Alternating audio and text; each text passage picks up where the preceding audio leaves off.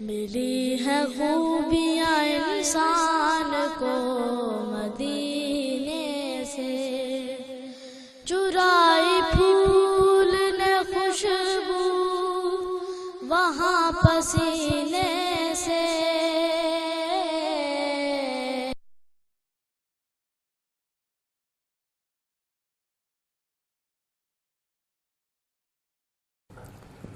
الحمد للہ رب العالمین والصلاة والسلام علی حبیبہ محمد وآلہ وصحبہ اجمعین۔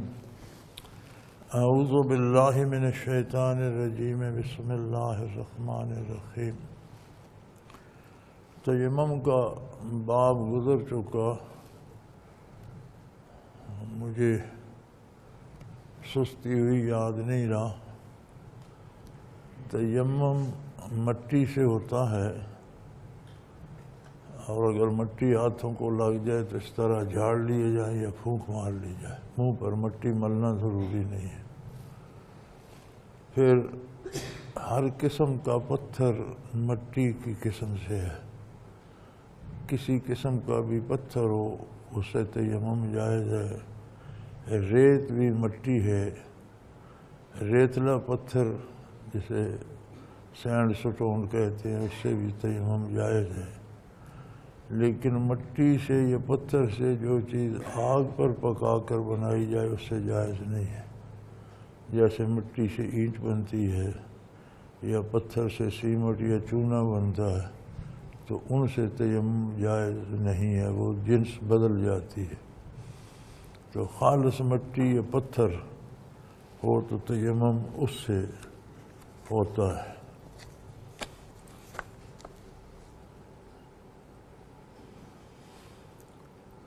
وعن معاذ بن جبل رضی اللہ تعالی عنہ قال قلت یا رسول اللہ ما یحل لی من امرأتی وہی حائض قال ما فوق الازار وتعفف عن ذلك افضل رواہ الزین وقال من سنہ اسناد لیس بقوی۔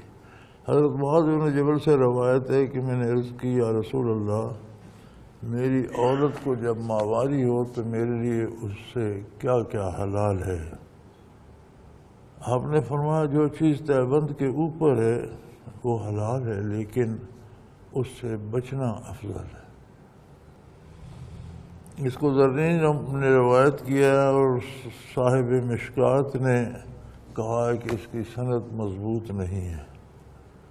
وعن ابن عباس قال قال رسول اللہ صلی اللہ علیہ وسلم اذا وقع الرجل بأهله وهي حائض فليتصدق بنصف ديران، رواہ الترمذی وابو داؤد والنسائی والدارمی وابن ماجہ۔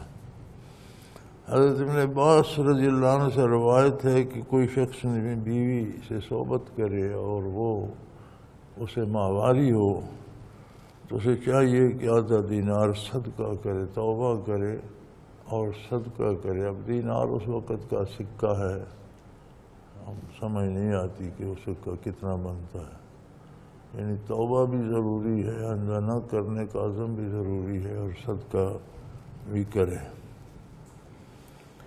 وعنہ عن النبی صلی اللہ علیہ وسلم قال اذا کان دما احمر فی دینار واذا کان دمن اصفر فنصف دینار۔ حضرت ابن عباس ہی سے روایت ہے، نبی صلی اللہ علیہ وسلم فرماتے ہیں کہ اگر حیض کا خون سرخ ہے تو 1 دینار صدقہ کرے، اور آخر میں زرد ہو جاتا ہے، 1 آدھ دن زرد آتا ہے، اگر زرد ہو جائے تو آدھا دینار۔ ترمذی نے اس کو روایت کیا ہے۔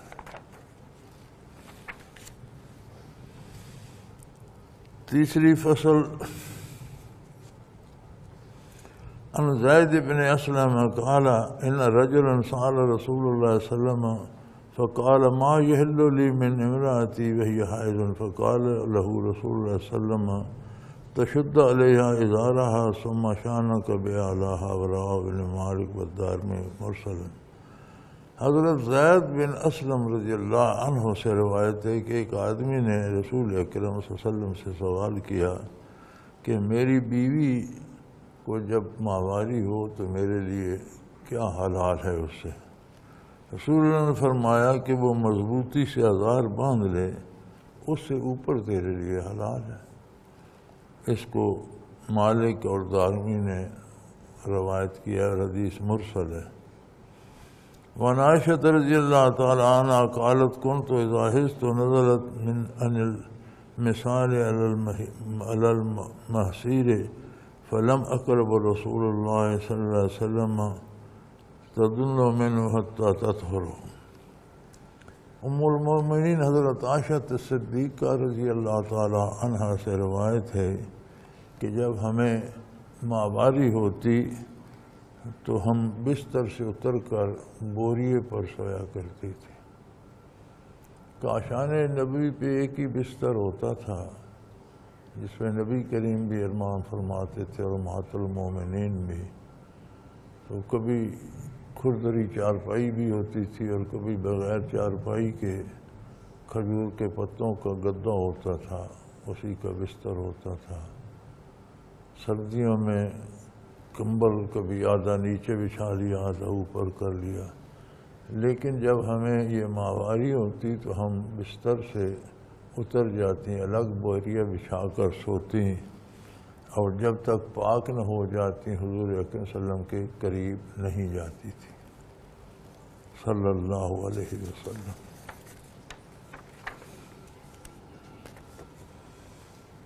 باب المستحاضہ، مستحاضہ کا بیان۔ استحاضہ کیا ہے؟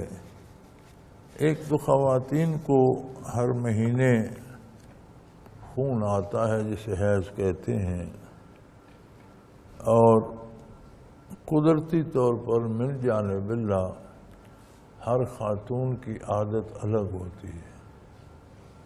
کسی کو 5 دن آتا ہے، کسی کو 6 دن، کسی کو 7 دن، حتیٰ کہ 10 دن تک بھی ہو سکتا ہے۔ اگر اس سے زیادہ آنا شروع ہو جائے تو اسے استحاضہ کہتے ہیں۔ وہ خون حیض کا نہیں ہوتا، وہ رحم کے اندر کو رگ ہوتی ہے، اس سے آتا ہے، وہ حیض سے الگ ہوتا ہے۔ تو شرعی احکام یہ ہیں کہ جس خاتون کی جو عادت ہو، اگر اسے پہلے 5 دن آتا تھا یا 6 دن آتا تھا یا 7 دن، وہ ہر ایک کو پتہ ہوتا ہے اپنی عادت کا، تو وہ دن تو وہ نماز بھی اس پر معاف ہے اور روزہ بھی قضا کر سکتی ہے۔ لیکن جب وہ دن پورے ہو جائے اور خون آ رہا ہو تو پھر اسے نماز بھی ادا کرنی ہوگی، روزہ بھی رکھنا ہوگا۔ اس کے لیے وہ کیا کیا کرے، یہ آگے حدیث شریف میں ارشاد ہو رہا ہے۔ پہلی فصل عن عائشہ رضی اللہ تعالی عنہ قالت جاءت فاطمہ بنت ابی جیش الی النبی صلی اللہ علیہ وسلم فقالت یا رسول اللہ انی امرأۃ استحاض فلا اطہر افاتی الصلاۃ فقال لا انما ذلك عرق وليس بحیض فاذا اقبلت حیضتک فدعی صلاۃ واذا ادبرت فاغسلی عنک دم ثم صلی۔ حضرت عائشہ رضی اللہ تعالی عنہ فرماتی ہیں کہ فاطمہ بنت ابی جیش نبی صلی اللہ علیہ وسلم کی خدمت میں حاضر ہوئیں اور عرض کی اے اللہ کے رسول، میں ایسی عورت ہوں کہ مجھے استحاضہ کا مرض ہے اور کبھی پاک نہیں ہوتی، خون آتا رہتا ہے، تو کیا مجھ پر نماز معاف ہے؟ خون جو ہمیشہ آتا رہتا ہے تو پھر نماز تو معاف ہو جاتی ہے اس میں۔ آپ صلی اللہ علیہ وسلم نے فرمایا یہ خون ایک رنگ کا ہے، حیض کا نہیں۔ جتنے دن تیرا حیض ہوتا تھا اتنے دن نماز چھوڑ دے، اور جب وہ وقت پورا ہو جائے تو اس کے بعد اپنے بدن کو صاف کر، خون دھو دے، وضو کر اور نماز ادا کر۔ صلی اللہ علیہ وسلم۔ یہ متفق علیہ حدیث ہے۔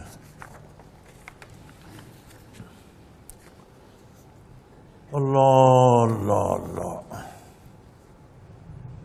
عن عروة بن زبير عن فاطمة بنت أبي جيش أنها كانت تستحاض فقال لها النبي صلى الله عليه وسلم إذا كان دم الحيض فإنه دم أسود يعرف وإذا كان ذلك فأمسكي عن الصلاة وإذا كان الآخر تفضي وصلي إنما هو عرق رواه أبو داود والنسائی۔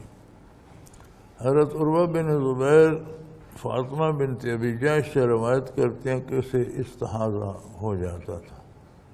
نبی صلی اللہ علیہ وسلم نے اسے فرمایا کہ جب حیض ہو اور اس کا خون سیاہ ہوتا ہے اور پہچانا جاتا ہے، جب ایسا خون ہو تو نماز سے باز رہے، نماز ادا نہ کر۔ جب دوسرا بدل جائے اور دن پورے ہو جائیں تو اس کے بعد خون صاف کر، دھو لے اور وضو کر اور اپنی نماز ادا کر، کیونکہ وہ خون رگ کا ہے، حیض کا نہیں ہے۔ اس کو ابو داؤد اور نسائی نے روایت کیا ہے۔ وعن ام سلمۃ قالت ان امرأة كانت تحرق دم على عهد رسول الله صلى الله عليه وسلم فاستفت لها ام سلمة النبي صلى الله عليه وسلم فقال تنظر عدد الليالي وايام التي كانت تحيضهن من الشهر قبل ان يصيبها الذي اصابها فتترك الصلاة قدر ذلك من الشهر فإذا خلف ذلك فليغتسل ثم لتشتف فرسه ثم لتصلي رواه مالک وابو داؤد والدارمی وروی النسائی معه۔ حضرت ام سلمہ رضی اللہ عنہ سے روایت ہے کہ ایک عورت رسول اللہ کے زمانے میں اسے استحاضہ ہو جاتا تھا اور وہ حضرت ام سلمہ رضی اللہ عنہ کی خدمت میں مسئلہ پوچھنے کے لیے حاضر ہوئی، تو انہوں نے رسول اللہ صلی اللہ علیہ وسلم سے پوچھا تو آپ نے فرمایا وہ دنوں اور راتوں کی گنتی شمار کرے جو اسے ہر مہینہ پہلے ہوتے تھے، یعنی جو اس کی عادت تھی وہ دن شمار کر لے اور اتنا عرصہ نماز چھوڑ دے، جب وہ دن گزر جائیں تو غسل کرے اور پھر لنگوٹ باندھ لے، جو خون آ رہا ہے اسے روک غسل کرنے کے بعد لنگوٹ باندھ لے اور نماز پڑھے۔ ابو داؤد دارمی نے روایت کیا اور نسائی نے اس کو معنی کیا ہے، یعنی نماز کسی حالت میں معاف نہیں ہے، اتنے دن معاف ہے جتنے دن اس کی عادت تھی، اس کے بعد پاک ہونے غسل کرے اور پاک رہنے کی ہر ممکن کوشش کرے، لنگوٹ وغیرہ باندھ لے اور اپنے وقت کی نماز ادا کیا کرے۔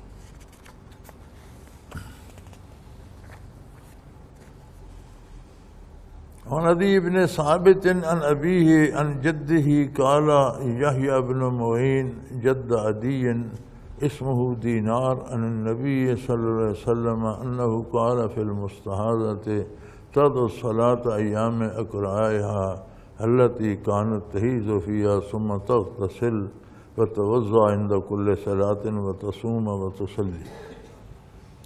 حضرت عدی بن ثابت اپنے باپ سے، ان کا باپ اپنے باپ سے عدی کے دادا سے روایت کرتا ہے کہ یحییٰ بن معین نے کہا، عدی کے دادا کا نام دینار تھا، وہ نبی صلی اللہ علیہ وسلم سے روایت کرتا ہے کہ آپ نے استحاضہ والی عورت کے متعلق فرمایا کہ اپنے حیض کے دن گن لے جن میں وہ پہلے گزارتی تھی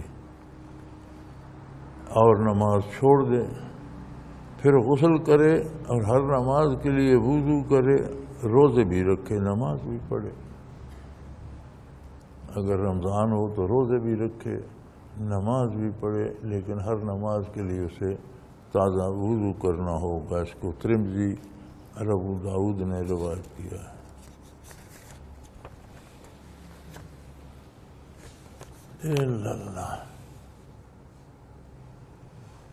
وعن حمزة بن جحش رضی اللہ تعالی عنہ قال كنت استحاض حیضة كثيرة شديدة فآتيت النبي صلى الله عليه وسلم استفتيته وأخبره فوجدته في بيت أختي زينب بنت جحش فقلت یا رسول اللہ انی استحاض حیضۃ کثیرۃ شدیدہ فما تأمرنی فیہا قد متعتنا الصلاة والصیام قال انت لک القرص فإنه يذهب الله قالت هو أكثر من ذلك قال فلتلجمي قالت هو أكثر من ذلك قال فاتخذي ثوبا قالت هو أكثر من ذلك إنما أسجد شجرا قال النبي صلى الله عليه وسلم سأمرك بأمرين أيما صنعت أجزاك عنك من الآخر إن كرهت إليهما فأنت أعلم قال إنما هذه ركضة من ركضات الشيطان فاستستحيزي 6 أيام أو 7 أيام في علم الله ثم اغتسلي حتى إذا رأيت أنك قد طهرت فاستنفعت فصلي 23 ليلة أو 24 ليلة وأيامها وصومي فإن ذلك يحزنك كذلك فافعلي كل شهر كما تحيض النساء وكما يطهرن ميقات حيضهن وطهرهن وإن قربت على أن تؤخرين الظهر تؤجلين العصر وتغتسلين وتجمعين بين الصلاتين الظهر والعصر وتؤخرين المغرب وتعجلين العشاء ثم تغتسلين وتجمعين بين الصلاتين فافعلي وتغتسلين مع الفجر فافعلي وصومي إن قدرت على ذلك قال رسول الله صلى الله عليه وسلم وهذا أعجب الأمرين إلي رواه أحمد وأبو داود والترمذي.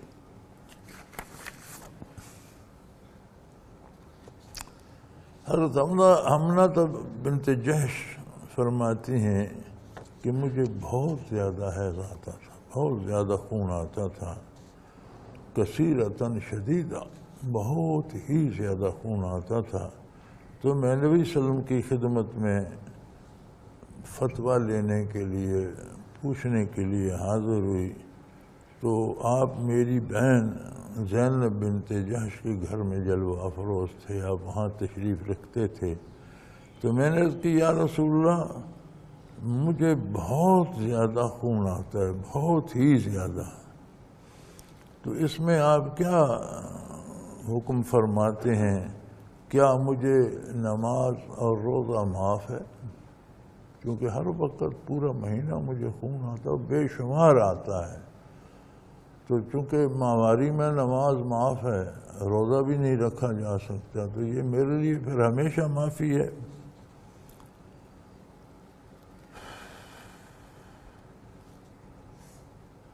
فرمایا قال علمت لك قرصف فإنه يذهب الدم. آپ نے فرمایا میں تیرے لیے روئی تجویز کرتا ہوں کہ وہ خون کو جذب کر لیتی ہے. یعنی روئی جسم پر رکھ کر لنگوٹ کس لیں اور وضو کریں، نماز پڑھیں، روزہ رکھیں. قالت وہ اکثر من ذالک. تو انہوں نے کہ یا رسول اللہ وہ اس سے تو مجھے بہت زیادہ خون آتا ہے، اس سے نہیں رکنے والا. قال فتلجمی. آپ نے فرمایا پھر کس کر لنگوٹ باندھ لیں. قالت ہو اکثر من ذالک. میں نے عرض کی یا رسول اللہ لنگوٹ سے بھی خون باہر چلا جاتا ہے، یہ سارے میں کر چکی ہوں، مجھے بہت زیادہ خون آتا ہے. قال فاتخذی ثوبا. قالت ہو اکثر من ذالک. آپ نے فرمایا کوئی اچھا کپڑا لے کے اچھی طرح سے جسم ڈھانپ لے. تو انہوں نے کہا یا رسول اللہ میں یہ کر چکی ہوں، اس سے بھی زیادہ ہو جاتا ہے، خون نکل جاتا ہے. انما السج شجن. جس طرح تیز بارش برستی ہے اس طرح مجھے خون آتا ہے، بہت زیادہ آتا ہے. فقال النبی صلی اللہ علیہ وسلم سأمرک بأمرین. آپ صلی اللہ علیہ وسلم نے فرمایا میں تجھے 2 طریقے بتاتا ہوں. ایما صنعت اجزا عنک من الآخر، جو طریقہ بھی تو اختیار کر لے گی وہ تیرے لیے بہتر ہوگا، اللہ قبول فرمائے گا، دوسرے سے بہتر ہوگا۔ وَإِنْ كَوِيتَ عَلَيْهِمَا فَأَنْتَ أَعْلَمُ قَالَ لَهَا إِنَّمَا هَذِهِ رَغْزَةٌ مِّن رَغْزَاتِ الشَّيْطَانِ۔ آپ صلی اللہ علیہ وسلم نے فرمایا کہ جس پر بھی تجھے قوت و اختیار کر لے وہ بہتر ہے، اور یہ جو اتنا خون آتا ہے یہ شیطان کی چمٹائی ہوئی بیماریوں سے، شیطان کی ماری ہوئی لات ہے۔ تو اس حدیث مبارک سے پتہ چلتا ہے کہ شیطان بعض اوقات جسمانی طور پر بھی مس کر کے کوئی بیماری یا کوئی دکھ یا اس طرح کی کوئی تکلیف انسان کو پہنچا سکتا ہے، اور ہر بندے کے ساتھ محافظ فرشتے ہوتے ہیں، اس کے سارے جسم کی مشین کو چلانے کے لیے الگ فرشتے ہوتے ہیں۔ من جانب اللہ جب بیماری آتی ہے تو جہاں نظام میں خرابی پیدا ہوتی ہے، ان فرشتوں کو اللہ کی جانب سے روک دیا جاتا ہے کہ یہاں اسے روک دو یا اس میں رکاوٹ پیدا کرو، تو بیماری بن جاتی ہے۔ تو توبہ اور دعا بھی بیماری کا بہت بڑا علاج ہے۔ کئی گناہ، کئی جرائم ایسے ہیں کہ سرزد ہو جائے تو شیطان کو موقع مل جاتا ہے، وہ بندے کو چھو کر کسی طرح کی جسمانی تکلیف میں مبتلا کر سکتا ہے۔ حفاظت الہیہ ہوتی ہے، لیکن ہماری بعض غلطیاں کسی جگہ سے پردہ حفاظت الہیہ کا ہٹا دیتی ہیں، اور بعض اوقات اللہ کے مقرب بندوں کو جو معصوم عن الخطا ہوتے ہیں، انبیاء کو بھی اس طرح کی تکلیف ہو جاتی ہے، جیسے حضرت ایوب علیہ السلام نے دعا کی، رب انی مسنی الشیطان بنصب، یہ میری جو اتنی بیماری ہے یہ شیطان نے چوبہ لگا کر مجھے چمٹا دی۔ تو امتحاناً بھی اللہ کی طرف سے ابتلا بھی بن جاتی ہے، منازل اور ترقی درجات کے لیے بھی من جانب اللہ بھی شیطان کو رخصت دے دی جاتی ہے کہ وہ اس طرح کوئی بیماری چمٹا دے۔ تو اللہ کی یاد میں رہنا، شریعت کے مطابق زندگی گزارنا، پابندی سے نماز، روزہ، حلال کھانا، جھوٹ سے بچنا، یہ ساری چیزیں بھی صحت کے لیے اسی طرح ضروری ہیں جس طرح ہم زہریلے کھانوں سے بچتے ہیں۔ ایک تو اللہ کے فرائض اور احکام ہے، وہ ذمہ داری ہے، اس میں کچھ بھی ہو کچھ نہ ہو، وہ چونکہ حکم ہے اس کی تعمیل ضروری ہے، وہ بات الگ ہے۔ لیکن ان میں بندے کی جسمانی صحت اور اس کی دنیاوی صحت کا بھی راز ہے کہ جہاں نافرمانی کریں گے تو خرابی پیدا ہوگی، آخرت تو بگڑی ہی بگڑے گی، دنیا میں بھی خرابیاں پیدا ہوں گی، بیمار ہوگا یا رسوائی ہوگی یا پریشانی ہوگی۔ تو اللہ کی نافرمانی سے بہر حال ہر قیمت پر بچنا چاہیے، اور جو نماز ہی چھوڑے ہوئے ہیں اور نماز ادا نہیں کرتے، وہ دیکھیں نماز میں کتنی تاکید ہے کہ اب یہ خاتون جو ہے اسے حضور کیا حکم دے رہے ہیں، کیا نماز فرما دیتے ہیں، معاف فرما دیتے ہیں؟ فرمایا نہیں، میں تمہیں دو طریقے بتاتا ہوں، دونوں ایک دوسرے سے بہتر ہیں، جس پر عمل کر لے اللہ قبول فرمائے گا۔ فرمایا ایک طریقہ تو یہ ہے تو اپنے ناپاکی کے دن گن لے، جو تیری عادت تھی اس بیماری سے پہلے، 6 دن تھی، 7 دن تھی، 8 دن تھی، اللہ بہتر جاننے والے ہیں، تجھے خود خبر ہوگی۔ وہ دن تو تیرے اس میں گئے، اس میں روزہ بھی نہیں رکھا جا سکتا، نماز بھی معاف، روزے کی قضا ہوتی ہے، نماز خواتین کو معاف ہوتی ہے، لوٹائی بھی نہیں جاتی، اللہ معاف فرما دیتے۔ اور پھر ہر نماز کے لیے غسل کر، نماز نہیں چھوڑنی، 5 وقت تجھے غسل کر کے پاک ہو کے نماز ادا کرنی ہو، ایک طریقہ یہ ہے۔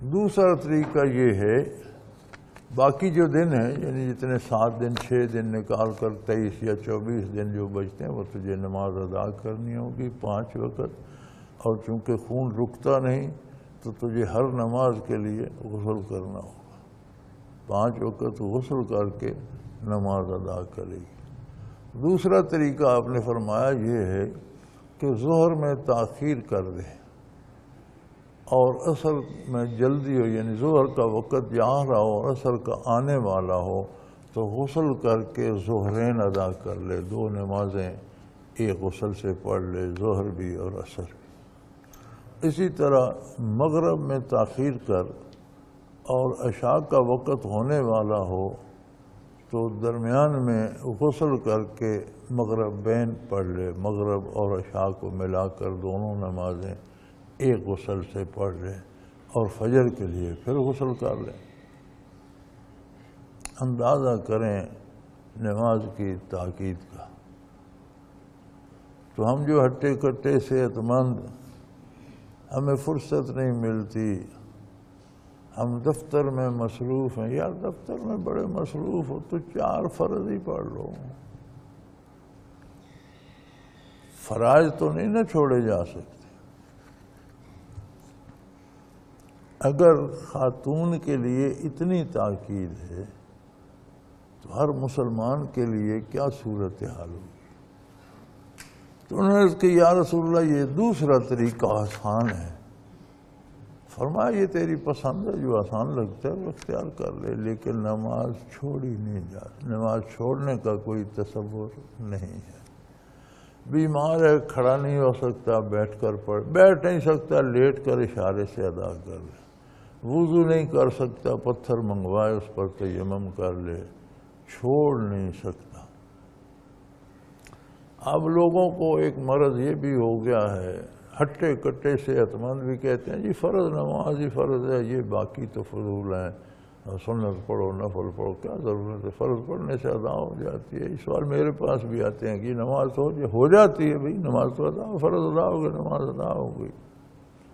لیکن مثال ایسی ہے جیسے آپ کو گندم کی چپاتی مل جائے تو کھا لیں تو زندہ تو رہا جا سکتا ہے، کوئی حرج ہے اس میں؟ چپاتی کھائی، پانی پیا، اللہ کا شکر ادا کرو۔ پھر سالن مل جائے تو بڑا مزہ آتا ہے کہ بھئی نہیں چپاتی کے ساتھ سالن بھی چاہیے۔ پھر ساتھ سلاد مل جائے تو کہتے ہیں اور موج ہوگی، بڑا مزیدار کھانا ہو گیا۔ تو وہی کھانا کتنا لذیذ ہو جاتا ہے، ہم کتنا اہتمام کرتے ہیں کہ ایک چپاتی کے ساتھ میز پر 10-12 چیزیں اور آ جاتی، دہی آ گیا، سلاد آ گیا، اچار آ گیا، فلاں چیز۔ ان سارے تکلفات کی کیا ضرورت ہے؟ چپاتی کھاؤ، زندہ رہو۔ ادھر نہیں کرتے، وہ کہتے ہیں نہیں یہ ساری چیزیں ضروری ہیں۔ نماز میں کہتے ہیں فرض ادا ہو گئے، باقی ٹھیک ہے، باقی ٹھیک نہیں ہے۔ اگر دنیا میں کوئی شخص دفتر میں کام کرتا ہے، 8 گھنٹے کرتا ہے، تنخواہ لیتا ہے، اسے کوئی کہہ دے کہ تمہاری 30,000 تنخواہ ہے یا 50,000 تنخواہ ہے، اگر 2 گھنٹے اور ٹائم لگاؤ نا تو تمہیں 10,000 اور ملیں گے۔ کوئی ہے جو 10,000 چھوڑ دے؟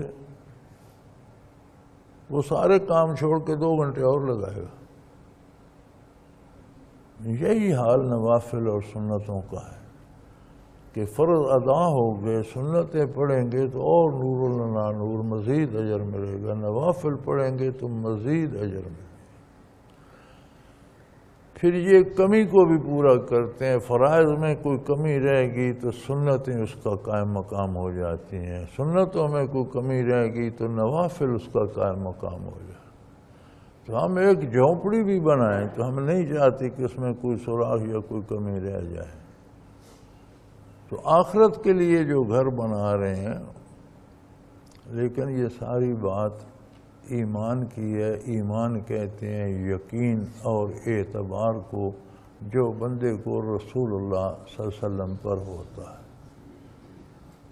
وہ اعتبار جو رسول صلی اللہ علیہ وسلم پر ہوتا ہے، اللہ سے آشنا بھی وہی کرتا ہے، از خود کوئی اللہ کو پہچان نہیں سکا۔ بعثت نبوی سے پہلے ادیب بھی تھے، دانشور بھی تھے، مورخ بھی تھے، فلاسفر بھی تھے۔ اپنے فلسفے، اپنے ادبیات، اپنے علم کے زور سے کوئی اللہ کو پہچان سکا؟ رسول اللہ صلی اللہ علیہ وسلم نے بتایا تو سب نے جانا۔ تو معرفت باری بھی اعتماد الرسول صلی اللہ علیہ وسلم کی محتاج ہے، اور اعمال بھی حضور پر اعتبار سے نصیب ہوتے ہیں۔ اگر اس اعتبار میں کمی ہو تو بندہ کہتا ہے کیا کرنا ہے جی، ہو رہا ہے گزارا۔ جو نمازیں چھوٹتی ہیں وہ اس وجہ سے چھوٹتی ہیں کہ بندے کو رسول اللہ صلی اللہ علیہ وسلم پر اعتبار نہیں ہوتا، اور اسی اعتبار کا نام ایمان ہے۔ تو کتنی تاکید حضور نے فرمائی کہ پورا مہینہ 22-24 دن جو اس کے عادت کے علاوہ ہے، ہر نماز کے لیے غسل کر لے، تیری مرضی، یا ظہرین و مغربین۔ یہ بیمار، مسافر، مجبور کسی میں ہو تو وہ بھی کر سکتا ہے، کوئی مجبوری ہو تو وہ یہ سہولت اللہ نے دی ہے کہ 2 نمازیں ظہر اثر اکٹھی کر لے، مغرب عشاء۔ سفر میں ہے، رکنے سے نقصان ہونے کا اندیشہ ہے، یا رات ہو جائے گی، پریشانی ہوگی، تو ظہرین ادا کر لے، مغربین ادا کر لے۔ یہ گنجائش ہے، ہر وقت انجوائے کرنے کے لیے نہیں۔ بیمار ہے، نہیں بیٹھ سکتا، تیمم کیا، 2 نمازیں ادا کر دی۔ چھوڑنے کا کوئی تصور نہیں ہے کہ نماز چھوڑ، مسلمان ہو نماز نہ پڑھے، ایسا ہی ہے جیسے بندہ زندہ ہو اور اس کے دل کی دھڑکن بند ہو جائے۔ کوئی تصور ہے زندگی کا کہ جب دل کی دھڑکن بند ہو جائے زندہ؟ اسی طرح نماز چھوٹ جانے سے ایمان اور اسلام خطرے میں پڑ جاتا ہے۔ اب یہاں کتنی مجبوری ہے اور کتنی شدت کی بیماری ہے اس خاتون کو، فرمانے نماز معاف نہیں ہے۔ ہر نماز کے لیے غسل کر، یا پھر ظہرین اور مغربین جمع کر لے، اس طرح 5 کی بجائے 3 بار غسل کرنا پڑے گا، لیکن نماز ادا کر۔ صلی اللہ علیہ وآلہ آلہ وسلم۔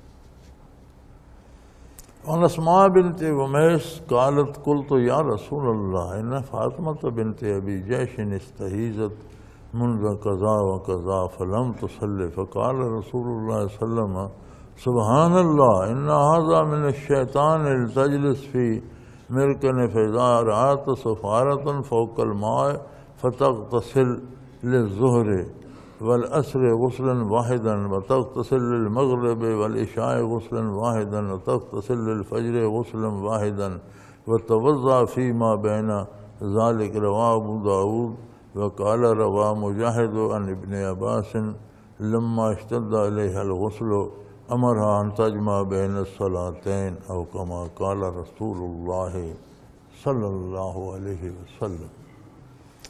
حضرت اسماء بنت عمیس سے روایت ہے کہ میں نے عرض کی کہ اللہ کے رسول فاطمہ بنت ابی جیش کو استحاضہ کی بیماری ہے، اسی خاتون کا ذکر ہو رہا ہے، تو اس سے اتنی مدت سے نماز اس نے نہیں پڑھی۔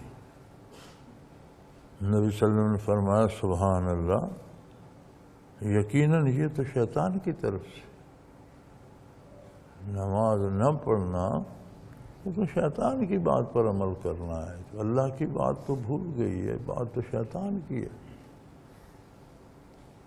تو فرمایا اسے کہو ایک لگن میں پانی لے کر اس میں غسل کرے، دیکھے جب سورج میں زردی آ جائے کہ ظہر کے بعد جب سورج عصر کے قریب جاتا ہے تو اس میں وہ تیزی نہیں رہتی اور اس کی روشنی میں زردی آ جاتی ہے، تو جب سورج میں زردی آ جائے تو ظہر عصر کے لیے ایک غسل کر لے، یعنی ظہرین پڑھ لے، اسے عصر کا وقت ہونے والا ہو، ظہر کا جانے والا ہو تو درمیان میں غسل کر کے دونوں نمازیں پڑھ لے، اور عشاء اور مغرب اور عشاء کے لیے پھر غسل کرے، اور دونوں نمازیں درمیان میں مغرب کا وقت جانے والا ہو، عشاء کا آنے والا ہو تو مغربین ادا کر لے اور فجر کے لیے پھر غسل کرے، اور درمیان میں وضو کر کے نماز ادا کر سکتی ہے۔ یعنی درمیان میں چاشت پڑتی ہے یا اشراق پڑتی ہے یا زوال آفتاب کے نفل پڑتی ہے،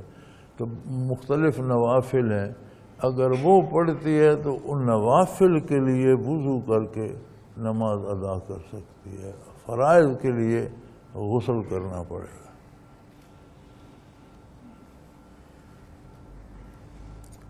اس کو ابو داؤد نے روایت کیا، اور مجاہد فرماتے ہیں کہ ابن عباس سے جب پوچھا گیا، جب اس پر غسل دشوار ہوا تو حکم دیا 2 نمازوں کو جمع کر، یعنی 5 وقت کا غسل جب مشکل لگا تو فرمایا 3 کر لو، کرنا پڑے گا، 2 نمازیں اکٹھی کر لو، غسل ضرور کرنا پڑے گا۔ اب اس کے لیے جن احباب سے نماز چھوٹی ہوئی ہے، جو نماز ادا نہیں کرتے، ان کے لیے کس قدر تنبیہ ہے، نماز کی کتنی اہمیت ہے۔ نماز مومن کی ذمہ داری ہے، ڈیوٹی ہے، اور ایمان کو قائم رکھنے کے لیے رگے جاں ہے۔ جب نماز چھوٹتی ہے تو ضعف پہنچتا ہے اعتماد علی الرسول کو، کسی نبی کے وسلم پر اعتبار نہیں، اور یہ اعتبار جو ہے یہی ایمان ہے، یہی اسلام ہے۔ ہم نے کوئی جنت دوزخ دیکھا؟ ہمیں یقین ہے، کیوں؟ رسول صلی اللہ علیہ وسلم نے ہمیں بتایا۔ ہم نے فرشتے دیکھے، جن دیکھے، شیطان دیکھا؟ ہم نے کچھ نہیں دیکھا، ہمیں رسول صلی اللہ علیہ وسلم نے بتایا۔ ہم نے قبر میں حساب کتاب ہوتا دیکھا؟ نہیں، ہمارے ایمان کا حصہ ہے، ہمیں رسول صلی اللہ علیہ وسلم نے بتایا۔ خود ذات باری کی ذات اور صفات سے ہمیں رسول صلی اللہ علیہ وسلم نے آگاہ فرمایا۔ طریق عبادت حضور نے بتایا، حلال حرام جائز ناجائز، یہ پورا نظام ہم نے کہاں سے لیا؟ رسول اللہ صلی اللہ علیہ وسلم نے بتایا۔ تو اس میں اہم رکن نماز ہے، یہ 5 دفعہ بارگاہ الہی کی حاضری ہے۔ جب یہ چھوٹتی ہے تو بہت کچھ چھوٹ جاتا ہے، حرام حلال کی تمیز اٹھ جاتی ہے، لوگ چوری کا مال کھانے لگتے ہیں، رشوتیں لینے لگ جاتے ہیں، حرام میں ملوث ہو جاتے ہیں، آگے گرتے چلے جاتے ہیں، اور دنیا و آخرت دونوں جہانوں کی ذلت سمیٹتے ہیں۔ بڑے بڑے عہدے ہوتے ہیں، بڑی دولت ہوتی ہے، لیکن رسوائی مقدر ہو جاتی ہے۔ کیا فائدہ اس دولت کا، اس عہدے کا، جس کے ساتھ بندہ رسوا ہو؟ یہ عہدے، یہ دولت اگر حدود شرعی کے اندر ہوتے، عہدے کی ذمہ داریاں شرعی طریقے سے پوری کی جاتی ہیں، اللہ کے رسول کی اطاعت کی جاتی، تو زندگی کیا، لوگ قبروں کا بھی احترام کرتے، مرنے کے بعد قبروں کی بھی عزت ہوتی، قبریں بھی محترم ہوتی۔ اور جب نہیں کی گئی تو زندہ انسان وہی کل پورے ملک کا حاکم ہے، آج دنیا اس کا مذاق اڑا رہی ہوتی ہے۔ اب یہ کسی ایک کے ساتھ نہیں ہے، یہ قانون فطرت ہے، ہوتا چلا آ رہا ہے۔ ہم نے اپنی زندگی میں کتنے لوگوں کو دیکھا، ہوتا چلا آ رہا ہے، ہوتا چلا جائے گا۔ الحمدللہ مشکوٰۃ شریف کے جو اردو ترجمے کیے گئے ہیں اور شرح کی گئی ہے، اس کی 2 جلدیں ہیں۔ پہلی جلد اللہ کا شکر ہے آج مکمل ہو گئی۔ علماء حضرات نے بڑی لمبی تشریح لکھی ہے، اس میں گرامر اور صرف و نحو اور علم اصول کے حساب سے بھی اسماء گرامی پر اور بعض الفاظ پر بحث کی ہے، لیکن میں یہ سمجھتا ہوں کہ یہ بحث علماء کے لیے ہے، عام آدمی کو حدیث شریف کا مفہوم چاہیے کہ اسے اس سے کیا کرنا ہے۔ تو کتابوں میں وہ بحث موجود ہے، اہل علم کے لیے دروازہ کھلا ہے، وہ تحقیق کریں، بحث مباحثہ کریں، ان کا حق ہے، حقائق تک پہنچیں۔ ایک عام آدمی کو اس بحث میں اگر ہم ڈالیں گے تو اس کے پلے مفہوم بھی نہیں پڑے گا۔ ہم ایک راوی کے نام نامی پہ بحث کرنا شروع کر دیں تو عام آدمی کو اصل بات بھول جائے گی، وہ اس بحث کو بھی نہیں سمجھ سکے گا اور بات بھی چلی جائے گی۔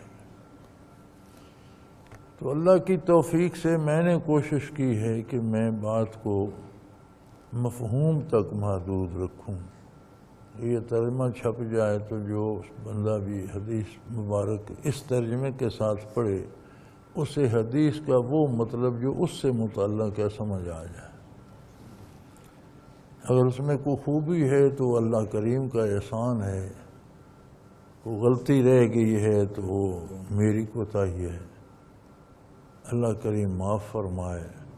کسی صاحب کو کوئی ایسی غلطی نظر آئے تو وہ ہمیں اطلاع دے تاکہ پھر آئندہ پرنٹ میں اس کی اصلاح کی جا سکے۔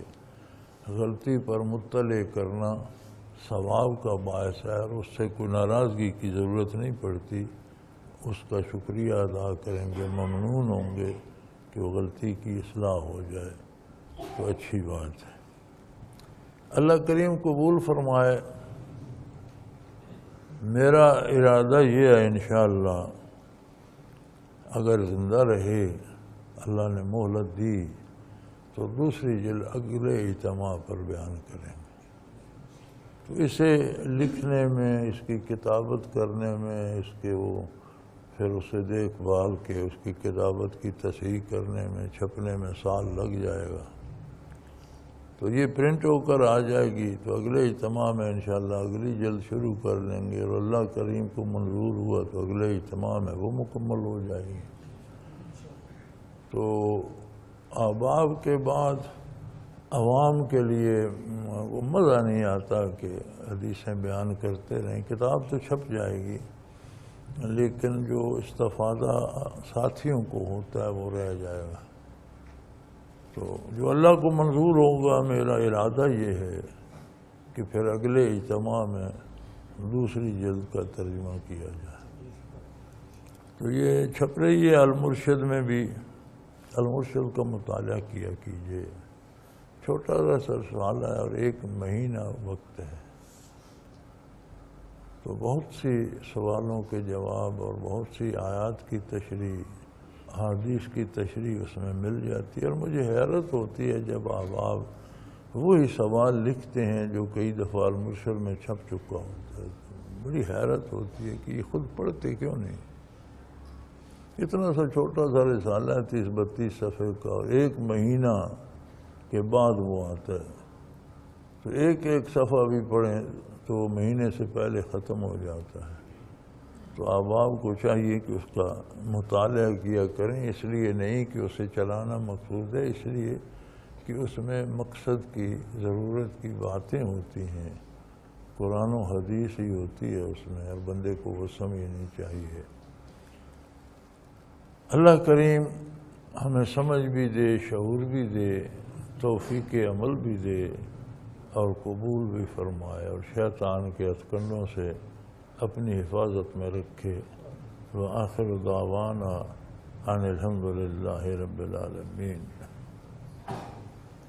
الحمدللہ الحمدللہ الحمدللہ رب العالمین، والصلاة والسلام علی حبیبہ محمد وآلہ وصحبہ اجمعین۔ اللہم ربنا لا تقتلنا بغضبک ولا تہلکنا بعذابک واعف عنا قبل ذلک۔ اللہم ربنا لا تسلط علینا من لا یرحمنا، انت ولینا فی سفرنا وحضرنا فی مالنا واہلنا، انت ولینا فی الدنیا والآخرہ، توفنا مسلمین والحقنا بالصالحین۔ اللهم ربنا عليك توكلنا وإليك أنبنا وإليك المصير. اللهم ربنا نور قلوبنا بنور المعرفة والإيمان إنك على كل شيء قدير. وصلى الله تعالى على حبيبه محمد وآله وصحبه برحمتك يا رب.